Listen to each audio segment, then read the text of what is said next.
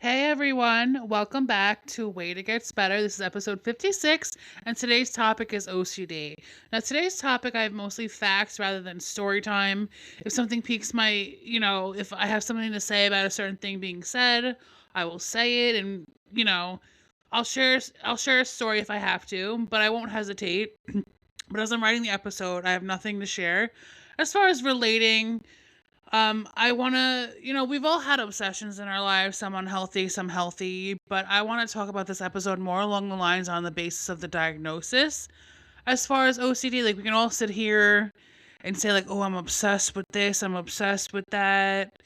But on the end of the day, like it's a obsessive compulsive disorder isn't necessarily just an obsession based like mental illness. There's more to it than just an obsession. Like it's not based on you know what I mean? Like I want to go and talk about this topic based on the basis of the diagnosis, not just me being like, "Oh, so I'm talking about like the compulsions that come with obsessive compulsive disorder." And I sit here and be like, "Oh, well, one time, no, one time I had an obsession with like this thing and then I did this because of that." Like, no, that's not what obsessive compulsive disorder is about. It's also a very misunderstood mental illness. People, correlate it to like, "Oh, I was cleaning today. I have to be me. I have to be neat. I have to do this." It's a very, very misunderstood topic, and I'm going to get into the details of it. I want to talk about why there's a difference between it being what it is and it not being, just me being neat and clean and this and that. Like, I'm going to talk about it, so that's why there's not a lot of story time. I'm just going to talk mostly facts. But if something piques me in a way, like piques my interest in a way where I'm like, okay, well, I can relate to this part of like the obsessive compulsive disorder, but never have I been diagnosed with it. And it's a very misunderstood topic. So rather than feeding into the stigma and the misunderstanding that comes along with it, there will be no story time. There's just straight facts. But I will use my educated opinion if I'm talking about something and something says, like, "Oh, I can relate to this, because of X, Y, and Z." I will give story time. But for now, it's just facts. So let's dive right into it, you guys. So I asked, what is OCD? And this is what the research said. OCD, obsessive compulsive disorder, is a mental health condition characterized by a cycle of unwanted intrusive thoughts, obsessions, that cause anxiety, leading to repetitive behaviors or mental acts, compulsions, performed to temporarily relieve that anxiety, often becoming time consuming and interfering with daily life. Common obsessions include fears of contaminations or harming others, while compulsions may involve excessive washing, checking locks, or ordering things, even if the person knows they don't make sense. Now, here's what it says on as far as obsessions: unwanted thoughts or fears, fear of contamination, germs, or dirt, doubting that you've done something important, like locking the door. I don't know if this goes along the line of like, well, this isn't part of having OCD, but do you remember like growing up and going to high school or something, going to school, you'd straighten your hair, you'd have fears and thoughts, you'd be like, "Oh my God, like I forgot to shut my straightener off," but like that sounds like it, but that's not it. But like things like, oh, like you feel like you've done something, you doubt that you've done something important, like locking the door, intrusive, unwanted images or thoughts of harming yourself or others, need for things to be perfectly ordered, symmetrical, or just right, unwanted sexual or religious thoughts, compulsions, repetitive behaviors or rituals, excessive cleaning or hand washing, repeatedly checking locks, appliances, or other things, counting, grouping, or ordering objects, repeating words and actions, mental compulsions like praying or confessing. And here are the key characteristics: distress and impairment. Obsessions cause significant anxiety, and compulsions take up significant time, often over an hour daily, or disrupt daily functioning, work, and relationships. Unwanted nature. People with OCD often find these thoughts and behaviors irrational, but feel compelled to perform them to reduce stress. And the compulsion provides short term relief, reinforcing the cycle of obsession and compulsion. Now, OCD is treatable. is a treatable neurobiological disorder, often starting in childhood or adolescence, and affects people of all backgrounds. Now, as someone that went to school to study psychology, you learn the textbook explanations on each diagnosis. And when you learn about OCD, it is known to be commonly misunderstood. And I spoke about that in the beginning. Um, it based on society's portrayal of it, because a lot of people in like movies or TV, the way they portray or have portrayed OCD does not align with the textbook definition and what it actually is. So let's talk about the misunderstanding when it comes to OCD based on society's portrayal or society's, society's thoughts on it. So let's talk about it. So OCD is misunderstood because media portrays it as neatness and quirkiness, ignoring is core of distressing intrusive thoughts, obsessions, and anxiety-driven rituals, compulsions. Many people don't realize their internal mental struggles like fears of harm, contamination, or identity are OCD, leading to misdiagnosis or suffering as the disorder can be invisible and varies greatly beyond just cleaning. The trivialization of the term OCD in daily language also minimizes its debilitating nature as a serious illness. So let's talk about it. The key reasons for the misunderstanding: media stereotypes. Popular culture focuses on extreme neatness and symmetry, which is only one form of OCD, leading to people to believe they don't have it if they are messy. Invisible symptoms. Many compulsions are mental rituals, rumination, checking thoughts, rather than visible actions, making the disorder hard for others to see. Broad spectrum of obsessions. Obsessions aren't just about germs, they can involve deep fears about morality, sexuality, religion, relationships, or harming of others, which are often hidden due to shame. The trivialization, calling oneself a little OCD for liking organization, diminishes the severe anxiety and distress the disorder causes, making it seem like a personality trait, not an illness. And internal versus external. The real struggle is the doubt and the cycle of trying to neutralize intense anxiety, which is hard for outsiders to grasp. And the overlap with other conditions. OCD symptoms can look like anxiety, ADHD, or perfectionism, making accurate diagnosis difficult. This is the reality of OCD. It's a cycle of unwanted intrusive thoughts, obsessions, and repetitive behaviors or mental acts, compulsions, performed to reduce the resulting anxiety. Compulsions are enjoyable, they're desperate. Um, I'm sorry, that sounded so wrong the way I said that. Compulsions are enjoyable, they're desperate attempts to prevent perceived catastrophe. They're not desperate. That completely sounded wrong the way I was reading it. I'm going to say that again because that's not what I was trying to say. Compulsions are enjoyable, they're desperate attempts to prevent perceived catastrophe, often involving checking and rechecking that never truly satisfies the doubt. And it's a debilitating disorder that consumes significant time and interferes with daily life, unlike a simple preference for order.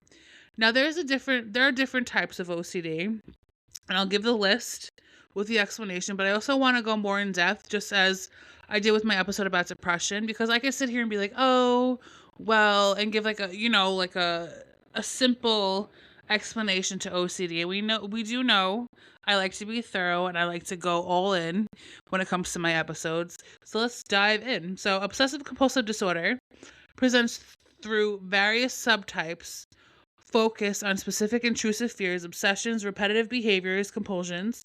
Key types include contamination fears, harm-related anxiety, just right symmetry order, and taboo intrusive thoughts, sexual, religious, and relational.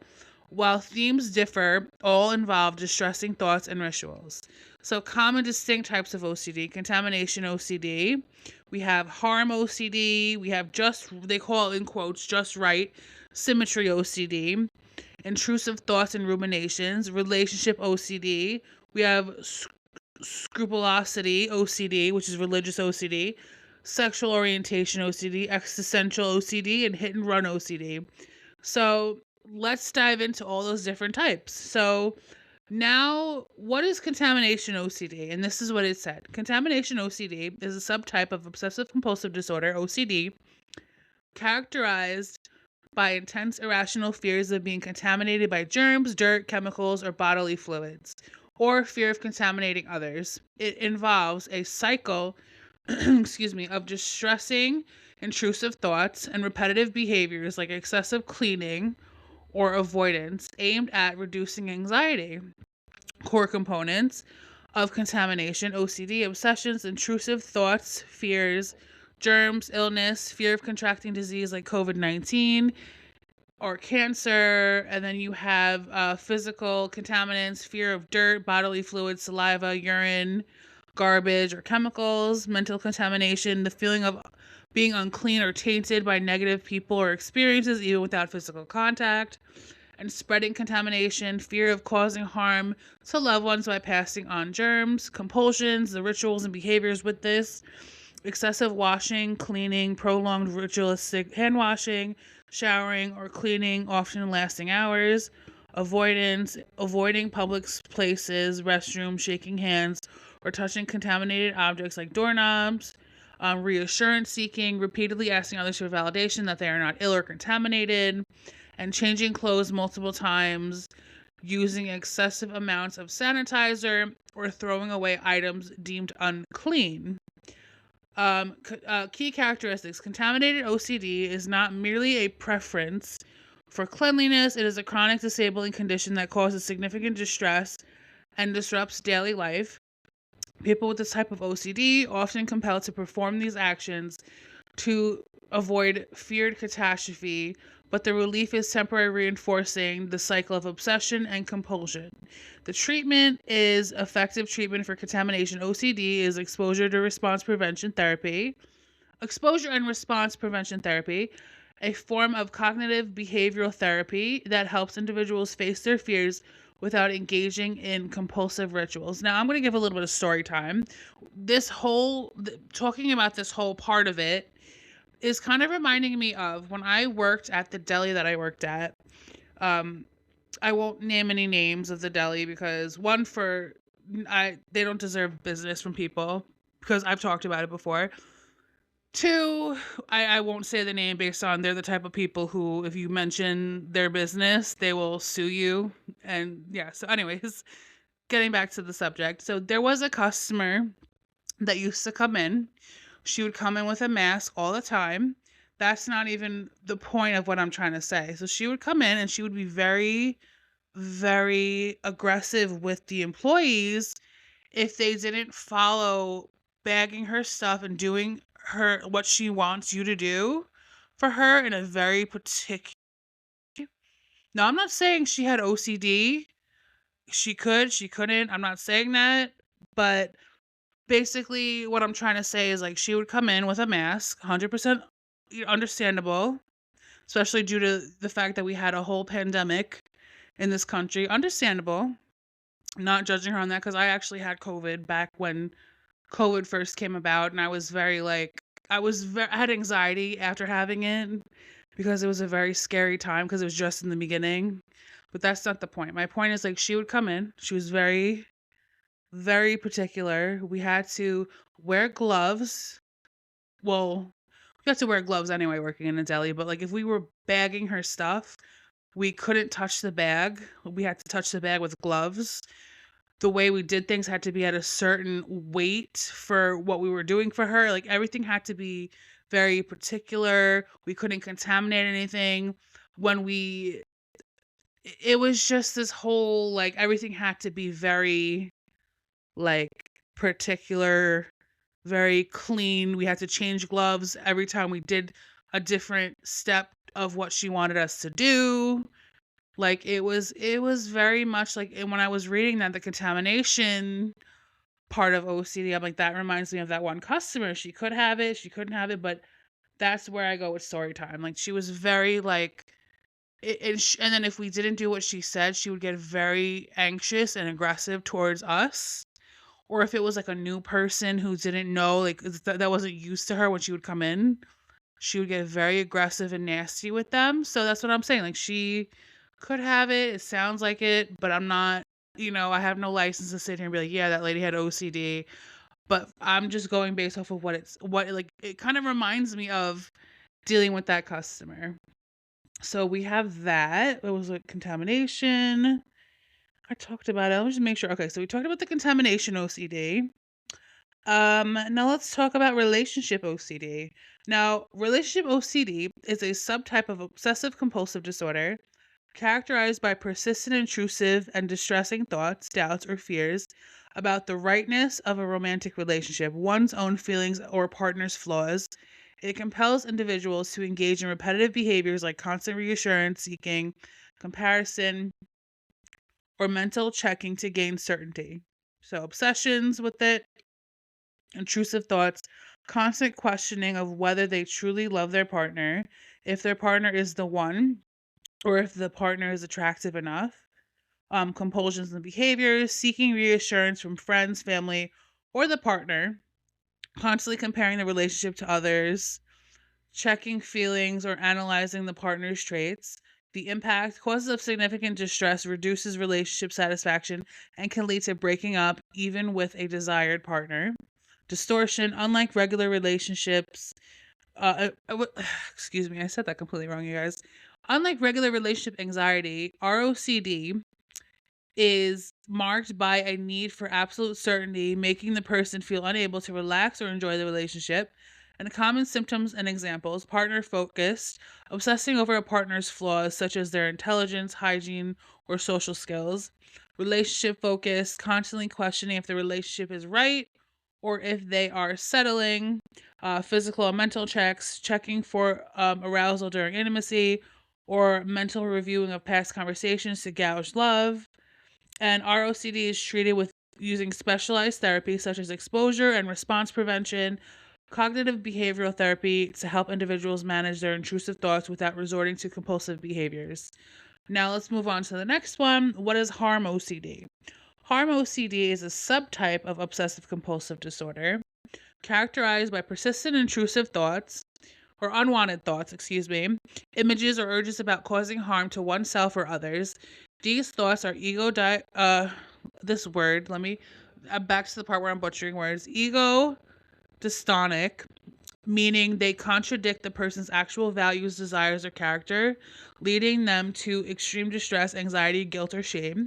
So here are some key aspects of harm OCD: intrusive thoughts. Obsessions. Common obsessions include fears of stabbing, poisoning, or pushing someone, driving into pedestrians, or acting on sudden violent impulses. It can also involve fear of accidentally causing harm, such as leaving a door unlocked. Compulsions, the rituals. To manage intense anxiety, individuals may engage in behaviors like checking, constantly verifying they haven't harmed anyone, checking for news or for accidents, avoiding knives, kitchens, driving, or being around loved ones or children. Mental rituals, replaying events, seeking reassurance, or praying to prevent imagined harm. And misconceptions. It is important to know that harm OCD thoughts are not indicative of a desire to act on them. Rather, they are ego dystonic, causing the person to fear being a violent person despite having no such nature. And harm OCD is effectively treated by exposure and response prevention therapy, which focuses on reducing anxiety by facing the thoughts without engaging in the compulsions. Now, what is symmetry OCD? Symmetry OCD, often called, in quotes, just right OCD, or ordering OCD, is a subtype of obsessive compulsive disorder characterized by intense intrusive urges to have objects, thoughts, or actions perfectly aligned, balanced, or ordered. It causes severe anxiety or distress if things are not just right, leading them to time consuming rituals like rearranging, tapping, or redoing actions. Now, some key aspects: obsessions, intrusive thoughts, an intense irrational need for symmetry, balance, and precision. This often causes a feeling of deep internal discomfort or a not right sensation rather than fear of catastrophe. Compulsions, repetitive behaviors, rearranging, ordering, meticulously lining up items, aligning furniture, or sorting objects by color or size. Evening up, touching both sides of the body equally, tapping patterns, or making sure movements are mirrored. Repetition and redoing, repeating actions such as walking through a door, rewriting, or rereading until they feel correct. Now, distress and impact. Unlike a preference for cleanliness, This type of OCD causes significant emotional distress, anxiety, and interference with daily routines, often making it impossible to um, relax until the environment is perfectly arranged. Symmetry OCD is treated similarly to other forms of OCD, typically using evidence based treatments such as cognitive behavioral therapy and exposure and response prevention. Now, what are intrusive thoughts in OCD? Now, intrusive thoughts are unwanted, involuntary, and distressing thoughts, images, or urges that repetitively enter a person's mind, causing significant anxiety.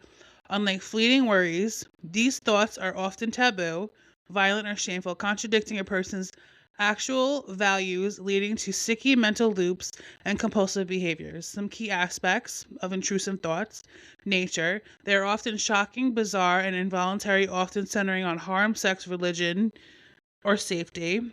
Sticky nature. People with OCD often struggle to dismiss these thoughts, leading to rumination, anxiety, and the fear that having the thought means they will act on it. And distress versus desire. Now, these thoughts are ego dystonic, meaning they are against the person's values or desires, causing intense guilt, shame, or fear rather than pleasure. An OCD cycle. These thoughts act as obsessions, prompting mental or physical compulsions like checking, apologizing, avoiding, or mental rituals to alleviate the distress. So, common themes or examples: harm and violence, fear of harming oneself or others, or pushing someone into traffic, sexual consent, unwanted, disturbing, or taboo images, relationship OCD, um, constant doubt about one's partner or relationship, religious, blasphemous, offensive thoughts related to deeply held beliefs, or responsibility safety, constant worry about causing an accident or failing to prevent a catastrophe, excuse me. Some treatment and management: exposure and response prevention, the type of cognitive behavioral therapy that helps people face their fears without engaging in compulsion.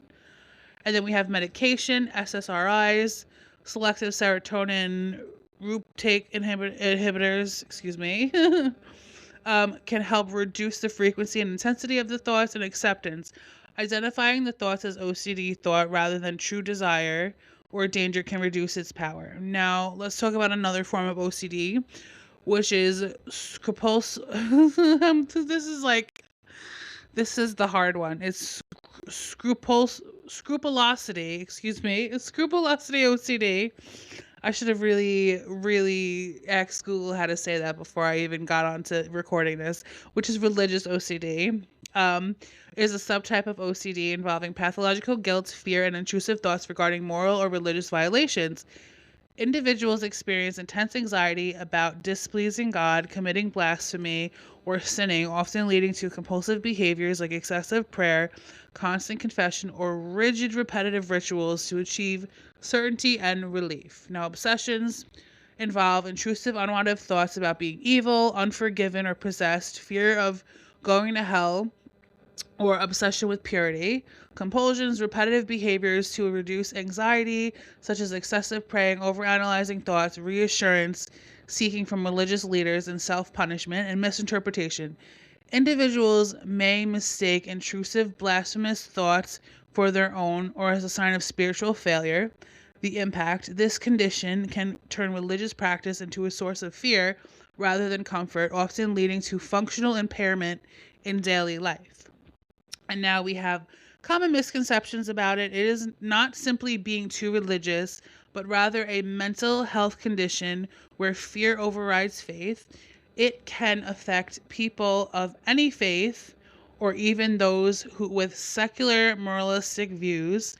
And then we have cognitive behavioral therapy, specifically exposure and response prevention, is considered the gold standard, helping individuals face their fears without engaging in compulsive rituals. In historical context, the term scrupulosity dates back to the 12th century and was previously referred to as religious melancholy. Now, let's talk about the next subtype, which is sexual orientation OCD. Now, sexual orientation OCD is a subtype of obsessive compulsive disorder characterized by distressing intrusive doubts, and fears about one's sexual orientation. Unlike genuine sexual exploration, so sexual orientation OCD involves intense anxiety regarding whether one is secretly gay, straight, or queer, often causing individuals to question their established identity, memories, and attraction. So the intrusive thoughts on this include unwanted repetitive thoughts such as what if I'm actually gay or straight? Did I find that person attractive, or what if my past relationship were a lie? Compulsive behaviors, actions like taken to reduce anxiety include checking bodily reactions, avoiding same-sex or opposite-sex individuals, seeking reassurance, and constantly analyzing past behavior. Core fear, it is a fear of being trapped or losing one's sense of self, not necessarily a fear of a specific sexual orientation. And the distinction from reality, these thoughts are ego dystonic, meaning they contradict a person's actual values, desires, and identity.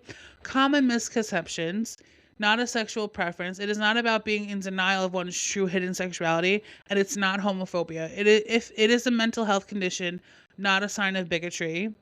And the treatment for sexual orientation OCD typically involves exposure and response prevention and a specialized form of cognitive behavioral therapy. That's interesting. I never, like, doing this topic, I never didn't even know a lot of these subtypes. Like, I learned a lot about different, like, mental illnesses or basic mental illnesses and things like that in when I was taking Psychology 101.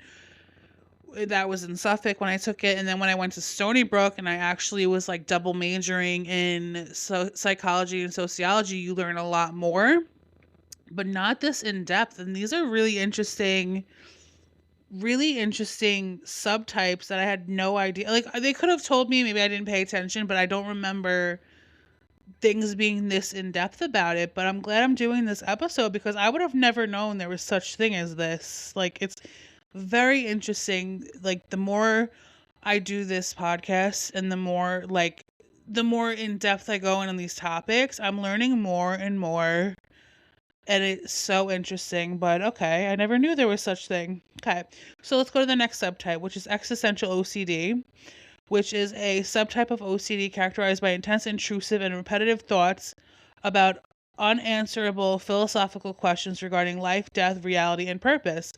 Individuals experience extreme distress from doubts about existence, like am I in a simulation, and engage in compulsions like rumination, research, or seeking reassurance to find certainty. Hold on, I have to every so often, like, touch my mouse on here because it'll, like, time out the computer. Okay, so let's get back to it. Common obsessions, intrusive thoughts with the existential OCD. Reality. What if nothing around me is real? Or am I dreaming? Existence. Do I actually exist? Or what if I'm not really here? The purpose is what is the point of life, or does anything I do matter? You, like, ask about, these are your intrusive thoughts it's talking about. What happens if I die, or fear of non-existence, free will, are my choices real or predetermined? And common compulsions, the actions to reduce distress, excessive rumination, mentally reviewing, analyzing, or trying to solve philosophical questions for hours, reassurance seeking, constantly asking others or researching online for answers to essential questions, checking and monitoring, checking for feelings, mental states, avoiding movies, books, or conversations that trigger deep thoughts, and mental reviewing past actions to confirm if they had meaning. Key difference from philosophy. Unlike philosophical curiosity, existential OCD causes severe anxiety, functional impairment, and a desperate need for certainty on questions that have no concrete answers. It is often treated with evidence-based therapies, specifically exposure and response prevention therapy and cognitive behavioral therapy. And then let's move on to the next subtype, which is hit and run OCD. Like I said, I'm glad I'm doing this topic, so all these people that are characterizing these different subtypes can feel seen. But it is so like, I never would have thought half of these were even like a thing.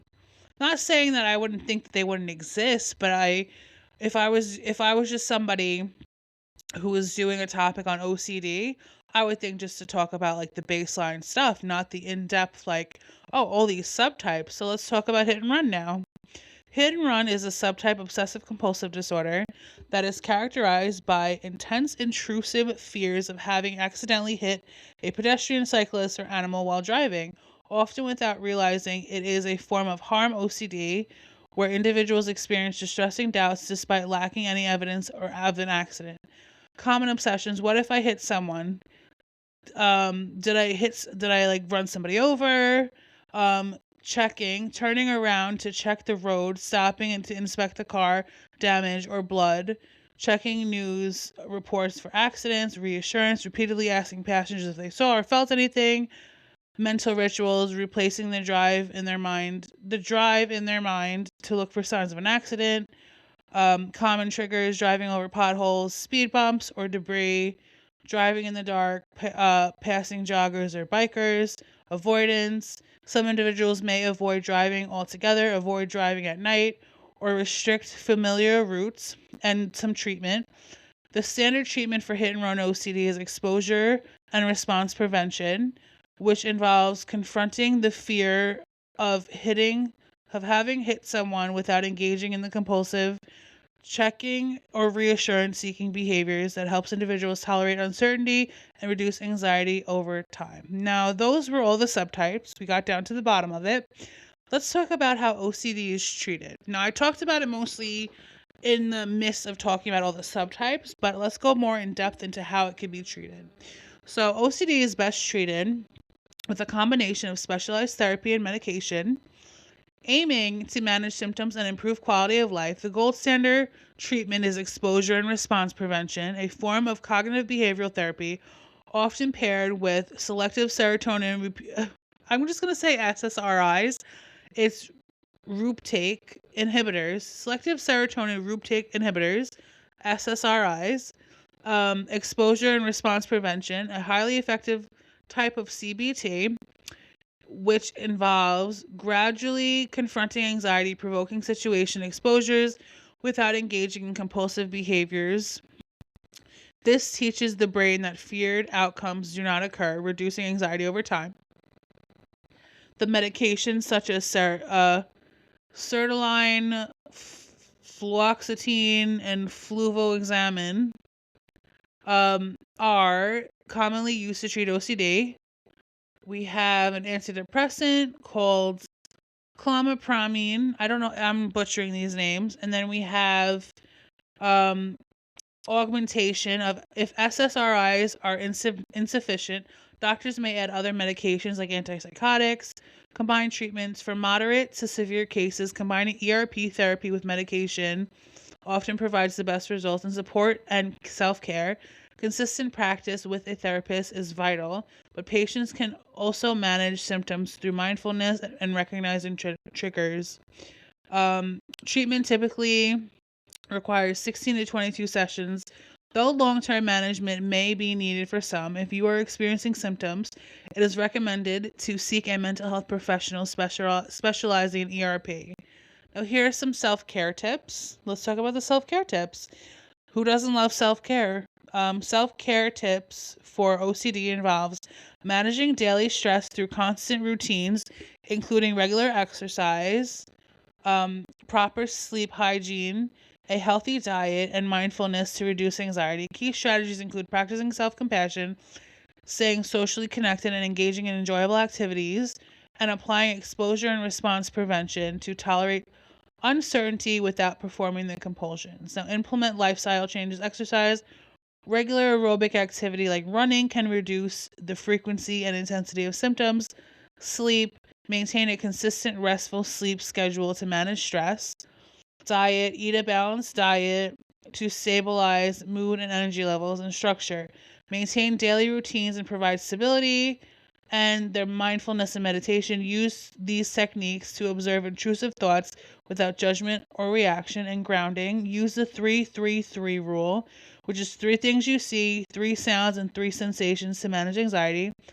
And also be patient with yourself and recognize that recovery is a process. That is being self-compassionate. And manage OCD symptoms. Embrace uncertainty. When anxiety rises, try to sit with the doubt instead of seeking reassurance. Delay compulsions. Practice delaying or reducing the time spent on rituals. and limit triggers. Monitor and reduce screen time and mindless scrolling, and support and treatment. Continue treatment. Adhere to the ERP therapy exercises, as self-care support does not replace professional treatment. And stay connected. Nurture relationships. It is important to engage in hobbies and interests outside of your diagnosis to maintain a balanced life. So, let's dive into compulsions. Now, what are compulsions? And how do they extend beyond the physical actions? So, OCD compulsions extending beyond the physical actions include intense invisible mental acts performed to alleviate anxiety from intrusive thoughts. These non-physical or mental compulsions include excessive rumination, replaying conversations, mental counting, praying, self-reassurance, and scanning for internal sensations. These often invisible behaviors are just as distressing as physical rituals and are not characteristic of pure O or OCD. Common non-physical mental compulsions. We have mentally rechecking past actions or conversations to ensure no harm was done. Mental searching or checking, analyzing thoughts, memories, or bodily sensations to find proof of reassurance. Rumination, getting stuck in a loop of thinking about specific problems or fear. Mental repeating or replacing, silently repeating words, phrases, or prayers, or replacing bad thoughts with good images. And mental counting or ordering, counting or organizing thoughts in specific patterns. And avoidance behaviors, mentally avoiding situations, people, or thoughts that trigger anxiety. And why they happen. Mental compulsions, like physical ones, aim to neutralize distress or prevent feared outcome.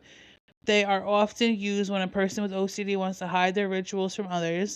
These behaviors can take up to hours of the day and often interfere with daily functioning despite being observable to others. Treatment for these often involve exposure and response prevention therapy. Now let's talk about the physical compulsions. We talked about the mental compulsions. Let's talk about the physical compulsions. Physical compulsions in OCD are repetitive, observable actions performed to temporarily reduce anxiety from obsessions such as excessive hand washing, cleaning, checking locks and appliances, reordering items for symmetry, or tapping in specific sequences.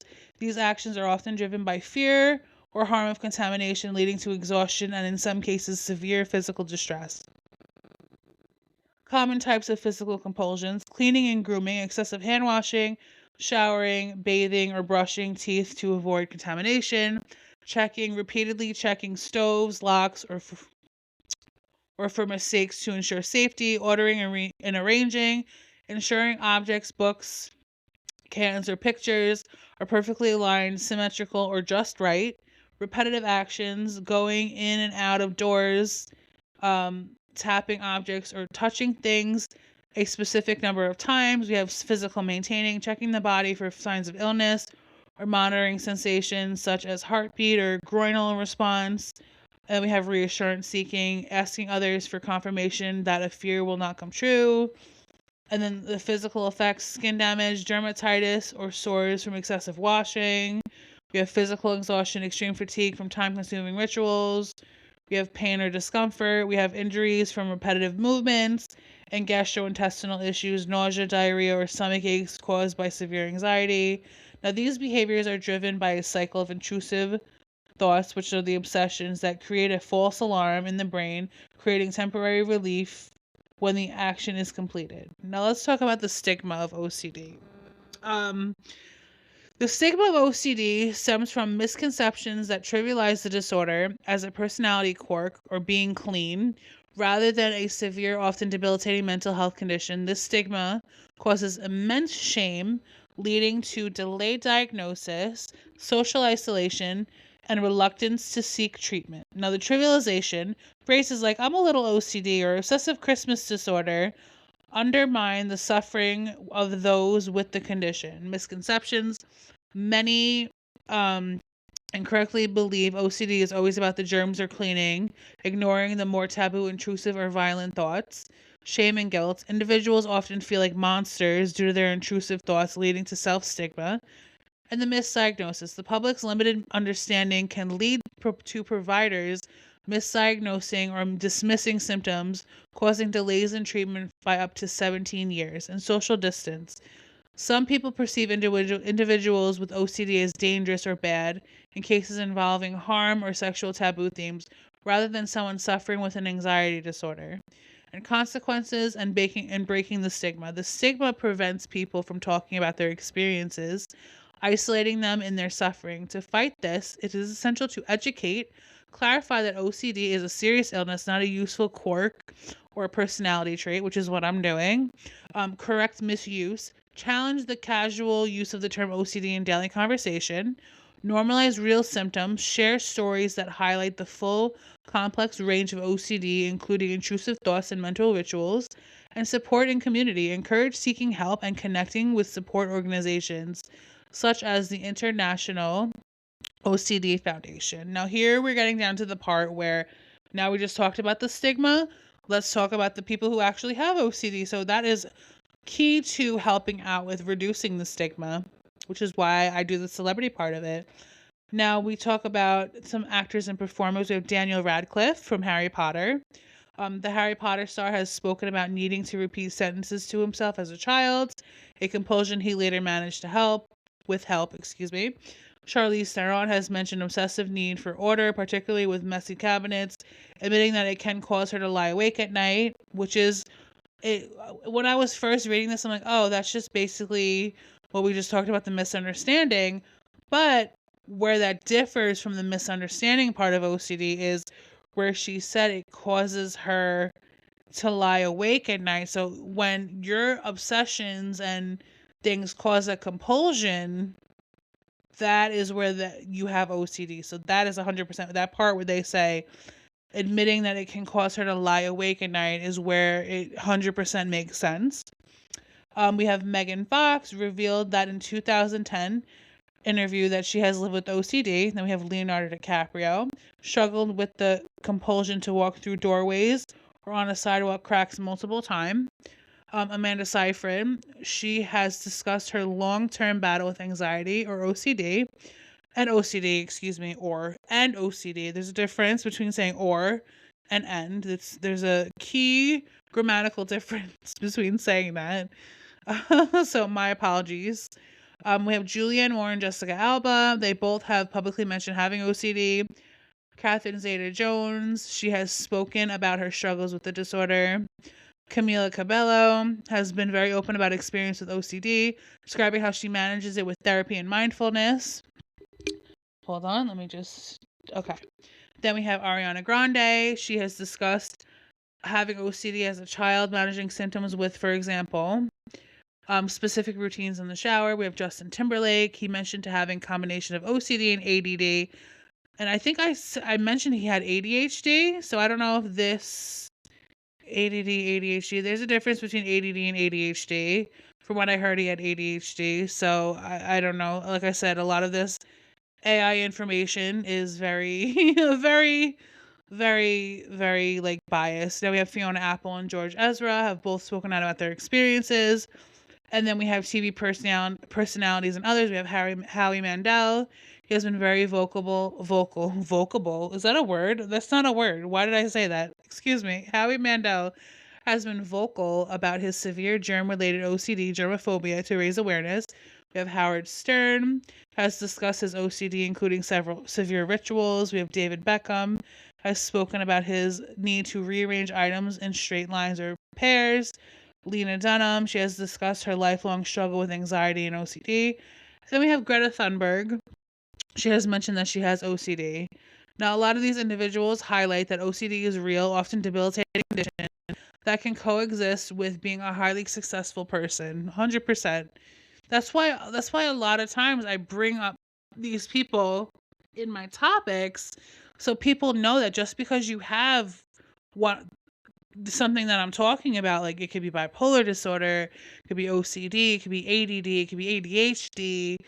There are so many other people that you know and love in society are affected, and they they have thrived regardless. And that's exactly why I talk about it. And it helps reduce the stigma 100%.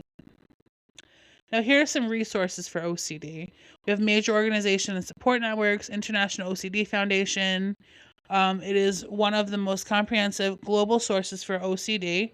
The resources directory to find therapists, clinics, and specialized treatment programs that focus on evidence-based care like ERP, which we have talked about many times, exposure and response prevention, support groups, in-person, phone, and online for people with OCD and their loved ones, educational fact sheets, brochures, and expert articles about OCD and related disorders. And then they have a free OCD screener tool to help identify that. We have that. And the website is iocdf.org. And then we have Anxiety and Depression Association of America that offers articles, webinars, and recommended books focused on OCD and anxiety disorders. The website for that is adaa.org. And then we have books and workbooks, which is self-help. The OCD workbook, practical CBT and ERP-based steps to manage thoughts and compulsions. Getting Over OCD, a 10-step workbook for taking back your life.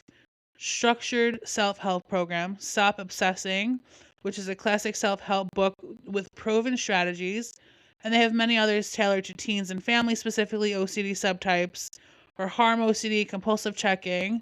And these can be great supplements when therapy isn't immediately accessible. Now, support groups and online communities. IOCDF support groups, over 200 plus support groups worldwide for individuals with OCD, plus groups for families and caregivers, can be virtual or in person depending on location and availability. And we have online forum and communities, Reddit communities like ROCD and ROCD Recovery, where people share experiences, tips, and support. Health Unlocked and other internet forums connected to IOCDF. Community support can reduce isolation and provide encouragement alongside professional care. And then we have apps and tools. We have NOCD app. The NOCD app, structured support and therapy tools made with OCD specialists. We have meditation, thoughts, and tracking, and CBT tools like Headspace and CBT, Thought Record Daily. Also, the way I said that, excuse me, that was so weird. CBT tools like Headspace and CBT Thought Record Daily. Excuse me, I said that wrong again, you guys. My God. So we have CBT. Let me read that again. Oh my God, I can't. I'm a mess. I am a mess. We have CBT tools like Headspace and CBT Thought Record Diary also help many people manage anxiety and intrusive thoughts. And then we have some helplines and immediate support. SAMHSA, the National Helpline, the number is 1-800-662-4357, which is free confidential support and referrals. And in other country organizations like NHS, OCD Support, OCD UK, Mind UK provide guidance and local resources. And basically, it gives you free educational content and community support. And a lot of these apps are effective when paired with guidance from a therapist or a trained OCD treatment. And a lot of them are very complementary to professional treatment, but they're not a substitute for it. So definitely it would work great to do both. And my favorite parts, we have the affirmations. I love these. I definitely got to work on some more merch with a lot more of these affirmations that I've been seeing as I do this. So we have affirmations for intrusive thoughts. Thoughts are not actions. Having a thought does not mean I want it or will act on it. My values are shown by how I live, not by what pops into my mind. I can let a thought be there without engaging it. And I don't need certainty to be safe. And then affirmations for resisting compulsions. I can feel anxiety without fixing it. My discomfort will rise and fall on its own. I don't have to respond to every urge. Not doing a compulsion is an act of self-care. Each time I pause, I weaken the OCD. Affirmation and certainty. Maybe not. And I'm so sorry. Maybe not, and I can live with that. I'm allowed to move forward with address. Don't need perfect. certainty to was that okay? Guys, I'm sailing, brave and scared at the same time. Progress memory is measured in willingness, not comfort. This thing is temporary alongside ODA moment is earth. Talk about the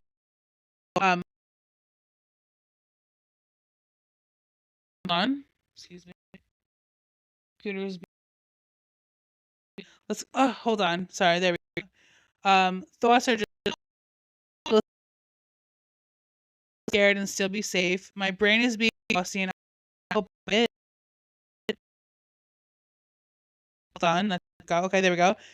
Feelings come and go like waves. I wave even when things feel hard. I wait. What I mean is true. I figure this with discomfort will certainty I can choose progress instead. When my brain makes noise, I am not my OCD. Every small step counts. Lots of loves.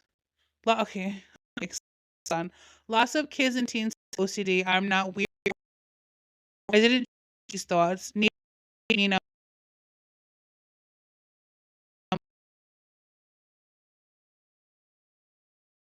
caregivers to stay with kids. I see how hard it is to handle it. To get let's practice. You're feeling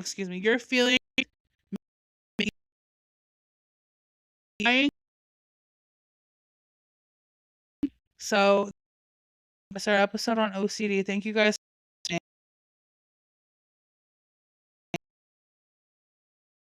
listening. Phones be excuse me. I recorded a whole episode. I'm not starting over. So thank you guys for listening. Next episode will be about ADD, and the one after that will be about schizophrenia. And then I'll and I want to give a heavenly happy birthday to the woman that was my best friend until a timely passing when I was 12. My Nana, today is her birthday, 97 today. On the she would have been, so she was born in 1941. She would have been 80. So my grandma would have been 85. Happy birthday to those queens in heaven. Love you and I miss you everyone have a great weekend. And if you or anyone you know is struggling, 71741, the crisis text line, for a free time a day. Use State Lifeline. Anyone who needs it.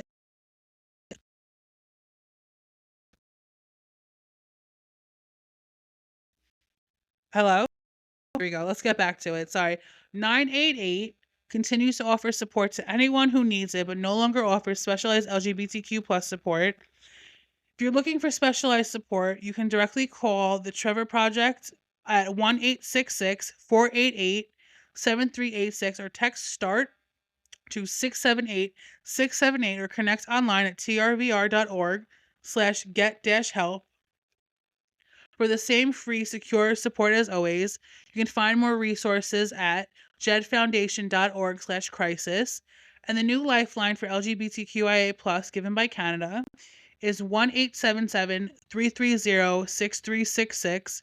You can call the NAMI helpline at 800-950-6264. You can text NAMI to 62640. And we have a find help tool at To Write Love on Her Arms, which is the website would be twloha.com/help-help. Oh my God. All these noises in the background today. Now we have peer support groups, TWLOHA.com/peer support. And then we have mentalhealthtoolkit.co. And then we have the crisis text line for To Write Love in Her Arms, which is you can text TWLOHA at 741-741. So thank you guys for listening. I'll see you next time. Remember, this too shall pass. I love you guys. Stay well. Bye-bye.